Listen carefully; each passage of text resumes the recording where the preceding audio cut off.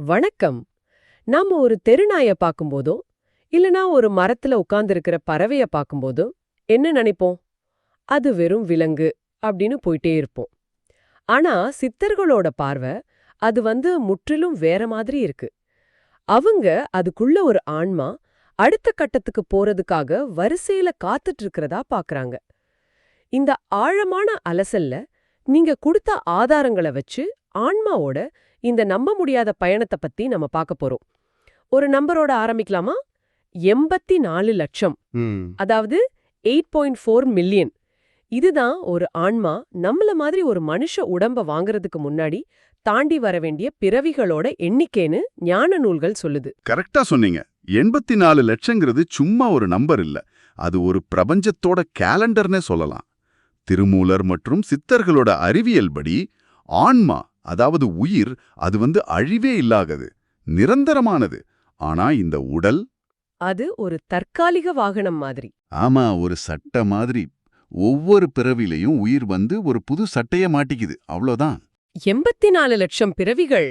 அப்பா, கேக்கும்போதே தலை சுத்துது. அப்போ நம்ம எல்லாரும் ஒரு காஸ்மிக் லாட்டரி ஜெயிச்சிருக்கோன்னு தானே அர்த்தம். நம்ம தெருவுல பாக்குற ஒவ்வொரு நாயும் பூனையும் ஏன் ஒரு புல் கூட இந்த நீண்ட பயணத்துல எங்கேயோ ஒரு இடத்துல இருக்குது. இந்த கண்ணோட்டத்துல பார்த்தா உலகமே வேற மாதிரி தெரியுது. சரி, நம்ம நோக்கம் என்னன்னா, ஒரு ஆன்மா எப்படி விலங்கு நிலையிலிருந்து மனித நிலைக்கு லெவல் அப் ஆகுது. அப்புறம் இதுதான் கொஞ்சம் பயமான பகுதி, மனுஷன் மறுபடியும் விலங்கா லெவல் டவுன் ஆக முடியுமாங்கிற அந்த ஆபத்தான சாத்தியக்கூறையும் புரிஞ்சுக்கிறது தான். சரி, இதுல கொஞ்சம் ஆழமா போவோம். ஏன் இந்த மனித உடல் அவ்வளோ பெரிய ஒரு ஜாக்பாட்னு சொல்லப்படுது? ஏன்னா மனித உடம்புல தான் ரொம்ப முக்கியமான 2 கருவிகள் ஒன்னா சேருது. மத்த எல்லா உயிரினங்களும், குறிப்பா விலங்குகள், அது இயல்பூக்கம், அதாவது இன்ஸ்டிங்க்ட் அடிப்படையில தான் வாழுது. அதோட வாழ்க்கை ஒரு ப்ரோக்ராம் பண்ண மாதிரி இருக்கும். ஆனா மனுஷங்களுக்கு மட்டும்தான் பகுத்தறிவு, இன்டலெக்ட் இருக்கு. நல்லது கெட்டது யோசிக்கிற திறன். ஆமா, அது ஒண்ணு. 2வது ரொம்ப ரொம்ப முக்கியமானது, இறைவனை உணர்றதுக்கான ஒரு உயிரியல் கட்டமைப்பு. அதாவது நிமிர்ந்து நிக்கிற இந்த தண்டுவடம். ஓ, இந்த நிமிர்ந்த தண்டுவடம் தான் பிரபஞ்ச ஆற்றலை மூளைக்கு எடுத்துட்டு போற ஒரு ஆண்டனா மாதிரி வேலை செய்யுது. இந்த ரெண்டும் சேர்ந்த ஒரு அமைப்பு 84 லட்சம் பிறவிகள்ல மனுஷனுக்கு மட்டும் கிடைச்ச ஒரு பரிசு. அப்போ இத ஒரு பிரபஞ்ச பள்ளிக்கூடம் மாதிரின்னு சொல்லலாமா? முதல் வகுப்புல பாறை, 2வது வகுப்புல செடி, அப்படியே 6வது வகுப்புல மனுஷன். அப்படியா? உங்க ஆதாரங்கள்ல திருமூலர் ஆன்மாவோட பயணத்தை 7 பிறப்பு வகுப்புகளா பிரிச்சிருக்காருன்னு சொல்லியிருக்கு. மிக அருமையான ஒப்புமை. ஆமா, அது ஒரு பிரபஞ்ச பள்ளிதான். முதல் படி கல், தாது பொருட்கள். அங்க உணர்வு நிலை தூக்கத்துல இருக்கும். அப்புறம் புல், தாவரம். உணர்வு நிலை கொஞ்சம் கொஞ்சமா முழிச்சுக்க ஆரம்பிக்கும். அதை தொடர்ந்து புழு, பூச்சி நகர ஆரம்பிக்குது. 4வதா பறவை, 5வதா விலங்கு. இங்க உணர்வு நிலை நல்லாவே வளர்ந்துரும். 6வதா மனிதன். இங்க தான் அந்த பகுத்தறிவுங்கிற ஒரு சூப்பர் பவர் கிடைக்குது. 7வது இறுதியா 7வது நிலையில சித்தர் அல்லது தேவர். பிறப்பு இறப்பு சுழற்சியிலிருந்து விடுதலை அடைஞ்ச நிலை அது. நெனச்சு பார்க்கவே ஆச்சரியமா இருக்கு. அப்போ நாம ஒவ்வொருத்தரும் ஒரு காலத்துல பாறையா இருந்திருக்கோம், ஒரு மரமா வானத்தை பார்த்திருக்கோம், ஒரு புலியா காட்டுல வேட்டையாடி இருக்கோம். இந்த மனித குரல் வளைய பெறறதுக்காக, பேசுறதுக்காக, சிந்திக்கிறதுக்காக மில்லியன் கணக்கான வருஷங்கள் மௌனத்திலையும் உயிர் பிழைக்கிறதுக்கான போராட்டத்திலையும் உழைஞ்சிருக்கோம். இந்த வாய்ப்பை வீணாக்காதீங்கன்றதுதான் சித்தர்களோட எச்சரிக்கையா இருக்கும்னு நினைக்கிறேன். மிகச்சரியா சொன்னீங்க. இங்க தான் உங்க ஆதாரங்கள்ல இருக்கிற அந்த சாஃப்ட்வேர் ஒப்புமை ரொம்ப சரியா பொருந்துது. விலங்குகள் இன்ஸ்டிங்க்ட் ஓஎஸ், அதாவது இயல்பூக்க இயங்குதளம்ங்கிற மென்பொருள்ல ஓடுது. அதோட ப்ரோக்ராம் ரொம்ப சிம்பிள். பசி, தூக்கம், பயம், இனப்பெருக்கம், அவ்வளோதான். ஆனா மனுஷங்க இன்டலெக்ட் ஓஎஸ், அதாவது பகுத்தறிவு இயங்குதளம்ங்கிற அப்டேட்டான சாஃப்ட்வேர்ல இயங்குறோம். ஓகே, ஓஎஸ் அப்டேட் ஆகியிருக்கு. இதுல என்ன பெரிய வித்தியாசம்? இதுல மிக முக்கியமான அம்சம் என்னன்னா, மனுஷங்களுக்கு நிர்வாகி உரிமைகள், அதாவது அட்மின் ரைட்ஸ் கொடுத்திருக்காங்க. அதாவது சுதந்திரமான தேர்வுரிமை, ஃப்ரீவில். இதுதான் மொத்த ஆட்டத்தையுமே மாத்துற ஒரு விஷயம். புரியலையே. விலங்குகளால அதோட ப்ரோக்ராம மீற முடியாது. பசிச்சா அது சாப்பிட்டாகணும், தூக்கம் வந்தா தூங்கியே ஆகணும். ஆனா மனுஷனால அந்த ப்ரோக்ராம மீறி போக முடியும். பசிக்கும்போது சாப்பிடாம இருக்கிறது, அதாவது விரதம். ஆமா. தூக்கம் வரும்போது தூங்காம இருக்கிறது, அதாவது தியானம். காமம் வரும்போது அதை கட்டுப்படுத்துறது, பிரம்மச்சரியம். இந்த அட்மின் ரைட்ஸை பயன்படுத்தி நம்மளோட அடிப்படை மிருக குணங்களை மீறி போற அந்த திறன் தான் இந்த பிறப்பிறப்பு சுழற்சியிலிருந்து தப்பிக்கிறதுக்கான ஒரே சாவி. இது கேட்க சுவாரஸ்யமா இருக்கு. ஆனா இதுல எனக்கு ஒரு அடிப்படையான சந்தேகம் வருது. விலங்குகளுக்கு பகுத்தறிவில்ல, சுதந்திரமான தேர்வுரிமை இல்லைன்னு சொல்றீங்க. அப்போ நல்லது செஞ்சு புண்ணியத்தை சேர்க்க அதுக்கு வாய்ப்பே இல்லையே. அப்புறம் எப்படி அது தன்னோட கர்மாவை கழிச்சு அடுத்த நிலைக்கு, அதாவது மனித நிலைக்கு போகும்? மிக மிக முக்கியமான கேள்வி. இதுதான் நிறைய பேருக்கு இருக்கிற குழப்பம். விலங்குகளால தானம் செய்யவோ தியானம் செய்யவோ முடியாது. சரி, அப்புறம் எப்படி அதுங்க டெவலப் ஆகுது? இதுக்கு சித்தர்கள் 2 வழிகளை சொல்றாங்க. முதல் வழி துன்பத்தின் மூலமா நடக்கிற ஒரு நிஷ்கிரிய சுத்திகரிப்பு, அதாவது பாசிவ் பியூரிஃபிகேஷன். சித்தர்கள் விலங்கு உலகத்தையே கர்மாவை எரிக்கிற ஒரு பெரிய உலைன்னு சொல்றாங்க. கர்மாவை எரிக்கிற ஒலையா? கொஞ்சம் விளக்கமா சொல்லுங்க. உதாரணத்துக்கு, ஒரு கழுதை அதோட வாழ்க்கை முழுக்க அதிக பாரத்தை சுமந்து கஷ்டப்படும்போது அந்த துன்பத்தின் மூலமா அதோட கர்மா கரையுது. ஒரு மான் புலியால கொடூரமா கொல்லப்படும்போது அந்த மரண வலியோட உச்சகட்டத்துல அதோட கர்மா பெருமளவு எரிக்கப்படுது. இதுல நாம கவனிக்க வேண்டிய விஷயம் என்னன்னா, அது புதுசா எந்த கர்மாவையும் உருவாக்காது. அதேதான். விலங்குகளுக்கு ஃப்ரீவில் இல்லாததால அதுங்க புதுசா ஆகாமிய கர்மாவை உருவாக்குறதில்ல. அதுங்க தங்களோட பழைய கர்மா, அதாவது பல பிறவிகளா சேமிச்சு வச்ச சஞ்சித கர்மாவை மட்டும்தான் கழிக்குது. கடன் தீர்ந்ததும் வேற வழியே இல்லாம அந்த ஆன்மா ஆட்டோமேட்டிக்கா அடுத்த லெவலுக்கு, அதாவது மனித நிலைக்கு ப்ரமோட் செய்யப்படுது.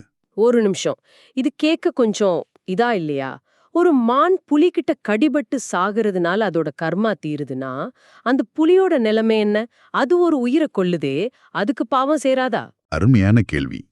இங்கதான் நாம அந்த இன்ஸ்டிங்க்ட் ஓஎஸ் விஷயத்தை புரிஞ்சுக்கணும். புலி மானை கொல்லுறது கெட்ட எண்ணத்தினாலேயோ குரோதத்தினாலேயோ இல்ல. அது பசிக்காக கொல்லுது. அதோட சாஃப்ட்வேர்ல எழுதப்பட்ட ப்ரோக்ராம் அது. அதுக்கு வேற வழி தெரியாது. சுதந்திரமான தேர்வுரிமை இல்லாததால அதோட செயல்களுக்கு புதுசா கர்மா கணக்கு எழுதப்படுறதில்ல. அது இயற்கையோட நாடகத்துல அதோட ரோலை மட்டும் ப்ளே பண்ணுது. ஆனா ஒரு மனுஷன், ஓ, அப்போ ஒரு மனுஷன் இன்னொருத்தர குரோதத்தால கொன்னா அது ஆகாமிய கர்மா. ஆமா, அதுக்கு பல்லாயிரம் பிறவி அவன் பதில் சொல்லியே ஆகணும். இதுதான் வித்தியாசம். ஆஹா, விலங்கு உலகம்ங்கிறது ஒரு விதமான கர்மா கிளீனிங் சென்டர் மாதிரி தான் இயங்குது. ஆனா இது ரொம்ப மெதுவான வலி நிறைஞ்ச வழியா தெரியுதே. இதுக்கு ஏதாவது ஷார்ட் கட் இல்லையா? இருக்கு. அதுதான் 2வது வழி. அத நாம சத்சங்க குறுக்கு வழின்னு சொல்லலாம். சத்சங்கம்னா நல்லவங்க கூடயோ இல்ல உயர்ந்த உணர்வு நிலையில இருக்கிறவங்க கூடயும் சேர்றது.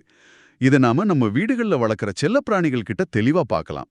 ஒரு விலங்கு ஒரு மனுஷன் கூட, குறிப்பா ஆன்மீகத்துல முன்னேறின அன்பான மனுஷன் கூட நெருக்கமா பழகும்போது அதோட பரிணாம வளர்ச்சி பல 100 மடங்கு வேகமாயிடும். ஆமாம், இது உண்மைதான். சில வீடுகள்ல இருக்கிற நாய்கள்லாம் பார்த்தா கிட்டத்தட்ட நம்மள மாதிரியே நடந்துக்கும். நாம சொல்றதெல்லாம் அதுக்கு புரியும். இதுக்கு காரணம் இதுதானா? இதுவேனா காரணம். ஆசிரமங்கள்ல இருக்கிற மாடுகளும் சரி, அன்பான வீடுகள்ல வளர்க்கப்படுற நாய்களும் சரி, அதுங்க மனுஷங்களோட அதிர்வுகளை, அதாவது வைப்ரேஷன்ஸை உள்வாங்கிக்குது. திருமூலர் சொல்ற மாதிரி, உயர்ந்த நிலையில் இருக்கிற ஒரு உயிரோட அதிர்வலை தாழ்ந்த நிலையில் இருக்கிற ஒரு உயிரை மேலே இழுக்கிற சக்தி கொண்டது. அன்பான எஜமானரோட மடியில நிம்மதியா உயிர் விடுற ஒரு நாய் அடுத்த பிறவியில அந்த அன்பின் பந்தத்தை தொடர்றதுக்கு மனுஷனா பிறக்க அதிக வாய்ப்பு இருக்கு. இது பரிணாம வளர்ச்சியோட ஃபாஸ்ட் ட்ராக். ஒரு விலங்கு மனுஷன் ஆகிறது ஒரு பெரிய சாதனைன்னா, இந்த மனுஷ பிறவி கிடைச்சதுக்கு அப்புறம் மறுபடியும் பின்னாடி போறதுக்கு வாய்ப்பு இருக்கா? அதாவது நாம இவ்ளோ கஷ்டப்பட்டு வாங்கின இந்த வாய்ப்பை இழந்து மறுபடியும் ஒரு நாயாவோ இல்ல பன்றியாவோ மாற முடியுமா? இந்த எண்ணமே கொஞ்சம் பயமா தான் இருக்கு. உங்க பயம் நியாயமானதுதான். ஆம், இது சாத்தியம்னு சித்தர்கள் எச்சரிக்கிறாங்க.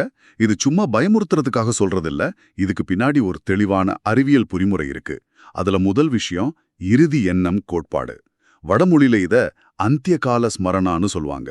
அதாவது சாகிற தருவாயில வர்ற நினைவு. திருமூலரும் சரி, பகவத்கீதையும் சரி, இதுல ஒரே கருத்து தான் சொல்றாங்க. ஒருவன் இறக்கும்போது எதை ஆழமா நினைக்கிறானோ அதுவாகவே ஆகிறான். இறக்கும்போது நாம எதை நினைப்போம்னு எப்படி தெரியும்? அது அந்த நேரத்தை பொறுத்தது தானே. சாப்பிடுறது, தூங்குறது, இனப்பெருக்கம் செய்யறது, இதுல மட்டுமே மூழ்கி இதே தன்னோட வாழ்க்கையோட ஒரே லட்சியமா வச்சிருந்தா அவன் தன்னோட உணர்வு நிலைய ஒரு விலங்கோட நிலைக்கு தானாவே தாழ்த்திட்டான்னு அர்த்தம். ஒரு பன்றியோட வாழ்க்கையும் அதுதானே? கரெக்ட். அவன் சாகிற தருவாயில அவன் வாழ்க்கை முழுக்க பழகின இந்த எண்ணங்களை தவிர வேற என்ன மேல வரும்? அப்போ ஒரு உதாரணத்துக்கு, வாழ்க்கை முழுக்க பணத்தையே துரத்தி மத்தவங்களை ஏமாத்தி பேராசையிலேயே வாழ்ற ஒருத்தரோட வாசனை அவரை எங்க கொண்டு போய் சேர்க்கும்? சரியான கேள்வி. பேராசைங்கிறது என்னைக்குமே திருப்தி அடையாத ஒரு குணம். எவ்வளோ கிடைச்சாலும் பத்தாதுங்கிற ஒரு தீராத பசி. அந்த அதிர்வெண்ணுக்கு பொருத்தமான பிறவி எது? ஒருவேளை பேய்னு சொல்லப்படுற திருப்தியே இல்லாத ஆன்மாவாவோ இல்ல எப்போவும் பசியோடு அலையிற ஒரு விலங்காவோ பிறக்க நேரிடலாம்.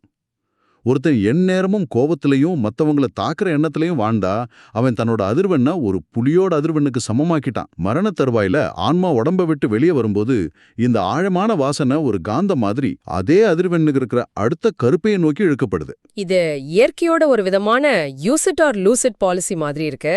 மிகச்சரியா சொன்னீங்க. இயற்கை ரொம்ப திறமையானது, அதே சமயம் கருணையானதும் கூட. நீங்க உங்க சிக்கலான மனித உடம்பையும் பகுத்தறிகிற மூளையும் வெறும் விலங்குச் செயல்களுக்கு, அதாவது சாப்பிட்றது, தூங்குறது, இனச்சேர்க்கை, தற்காப்பு இதுக்கு மட்டும் பயன்படுத்தினா இயற்கை உங்ககிட்ட சொல்லும், இந்த வேலைகளை செய்ய இவ்வளவு ஹைடெக் மனித உடல் தேவையில்லை. இதோ அடுத்த தடவை ஒரு கரடியோட உடம்பு எடுத்துக்கோ, அது தூங்குறதுக்கு ரொம்ப பொருத்தமா இருக்கும். இது ஒரு தண்டனை இல்ல, இது ஒரு கற்றலுக்கான பதவி இறக்கம். எந்த பாடத்துல நீங்க ஃபெயில் ஆனீங்களோ அந்த பாடத்தை மறுபடியும் கத்துக்க இயற்கை உங்களை கீழ வகுப்புக்கு அனுப்புது. அப்படி என்ன இதோட விளைவு என்ன? இந்த அறிவு நம்மளோட அன்றாட பார்வையை எப்படி மாத்துது? விலங்குகள்லாம் வரிசையில நிக்கிற ஆன்மாக்கள்னு புரிஞ்சுகிட்டா நாம அதை நடத்துற விதமே மொத்தமா மாறிடுமே. நிச்சயமா. இங்கதான் வள்ளலார் மற்றும் சித்தர்களால ரொம்ப வலியுறுத்தப்பட்ட ஜீவ காருண்யம்ங்கிற விஷயத்தோட ஆணிவேரே இருக்கு. ஜீவ காருண்யம்னா எல்லா உயிர்கள் கிட்டையும் கருணை காட்டுறது. இது ஏதோ பாவ புண்ணிய கணக்கு மட்டும் இல்ல. நீங்க ஒரு தெருநாயை பார்க்கும்போது அது வெறும் நாய் இல்ல, அது ஒரு காலத்துல உங்கள மாதிரி மனுஷனா இருந்து தப்பு செஞ்ச ஆன்மாவா இருக்கலாம், இல்லனா எதிர்காலத்துல மனுஷனா ஆகப்போற ஆன்மாவா இருக்கலாம். நீங்க உங்க இளைய சகோதரனை பாக்குறீங்க, அவன் பரிணாம பயணத்துல சில படிகள் பின்தங்கி இருக்கான், அவ்வளவுதான். அப்போ ஒரு விலங்கு கொல்றதோ இல்ல துன்புறுத்துறதோ ஏன் ஒரு பெரிய பாவமா கருதப்படுது? ஏன்னா நீங்க ஒரு ஆன்மாவோட கடினமான மில்லியன் கணக்கான வருஷ பயணத்துல வேணும்னே குறுக்கிடுறீங்க, அதோட முன்னேற்றத்தை தடுக்கிறீங்க. ஒரு ஸ்டூடெண்ட் பரீட்சை எழுத போயிட்டு இருக்கும்போது அவனை வழிமறிச்சு தாக்குறதுக்கு சமம் அது. அதனாலதான் சித்தர்கள் இதை ரொம்ப கடுமையா எதிர்க்கிறாங்க. இது உணவு பழக்கத்தையும் பாதிக்கும் இல்லையா? ஆதாரங்கள்ல சித்தர்கள் மாமிசம் சாப்பிட வேண்டான்னு சொல்றத பத்தி அழுத்தமா சொல்லியிருக்கு. அது வெறும் ஆரோக்கியத்துக்காக மட்டும்தானா? இல்ல, ஆரோக்கியம்ங்கிறது ஒரு சின்ன பகுதிதான். உண்மையான காரணம் இன்னும் ஆழமானது. ஒரு விலங்கு கொல்லப்படும் போது அதோட உடம்புல பயம், வலி, துரோகம், கோவம்னு தீவிரமான எதிர்மறை உணர்ச்சிகளோட அதிர்வுகள் ஆழமா பதிஞ்சிடுது. அந்த மாமிசத்தை நீங்க சாப்பிடும்போது அந்த அதிர்வுகளையும் சேர்த்து உங்க உடம்புக்குள்ள எடுத்துக்கிறீங்க. இந்த மிருகத்தனமான அதிர்வுகள் உங்க மனசை இன்னும் மிருகத்தனமா மாத்தி கோவம், பயம் மாதிரியான குணங்களை அதிகப்படுத்தி உங்க சொந்த பரிணாம வளர்ச்சிக்கு ஒரு பெரிய தடையா நிற்கும். அதுவே அமைதியான சாத்விகமான தாவர உணவை சாப்பிடும்போது உங்க உணர்வு நிலையும் அமைதியாகவும் உயர்ந்ததாகவும் மாறும். இது ஆன்மீக பயணத்துக்கு ரொம்ப ரொம்ப அவசியம். ஆஹா, இந்த உரையாடலோட முடிவுக்கு நாம வரும்போது ஒன்னு தெளிவா புரியுது. திருமூலரோட செய்திங்கிறது வெறும் தத்துவம் இல்ல, அது ஒரு அவசர அழைப்பு. நீங்க பிரபஞ்ச லாட்டரிய ஜெயிச்சிருக்கீங்க. உங்ககிட்ட பகுத்தறிவுள்ள தண்டுமடம் நிமிர்ந்த ஒரு மனித உடல் இருக்கு. நீங்க இந்த மாயையிலிருந்து, இந்த பிறப்பு இறப்பு சுழற்சியிலிருந்து வெளியேற வாசல்ல நிக்கிறீங்க. ஆம், இந்த வாய்ப்பை தவறவிட்டா மறுபடியும் இதே இடத்துக்கு வர்றதுக்கு விலங்கு சுழற்சியில இன்னும் மில்லியன் கணக்கான வருஷங்கள் சுத்த வேண்டியிருக்கும். சித்தர்கள் சொல்றது இதுதான். உங்களுக்கு மனித உடல் கொடுக்கப்பட்டு இருப்பது மிருகத்தை போல வாழ்றதுக்காக இல்ல, ஒரு தெய்வத்தை போல வாழ்றதுக்காக. அந்த திறனும் அந்த சாத்தியமும் அந்த அட்மின் ரைட்ஸும் உங்களுக்குள்ள இருக்கு. சரி, இந்த ஆழமான அலசல முடிக்கிறதுக்கு முன்னாடி நீங்க ஒரு இறுதி சிந்தனையை விட்டுட்டு போனோம். நிச்சயமா உங்களுக்கு ஒரு சிந்தனை. இது வெறும் ஆன்மீக கோட்பாடுங்கிறது தாண்டி உணர்நிலையோட ஒரு இயக்க முறைமையின், அதாவது ஒரு ஆப்ரேட்டிங் சிஸ்டம் ஆஃப் கான்ஷியஸ்னஸோட விளக்கமா இருந்தா என்ன செய்வீங்க? உங்க பின்னாணியில இன்னும் என்ன மிருகத்தனமான புரோகிராம்கள், அதாவது கோபம், பேராசை, பயம் மாதிரியான இயல்பூக்கங்கள் ஓடிக்கிட்டு இருக்கு? அதை மாத்துறதுக்கு உங்க நிர்வாகி உரிமைகளை, உங்க சுதந்திரமான தேர்வுரிமையை நீங்க இன்னைக்கு எப்படி பயன்படுத்த போறீங்க?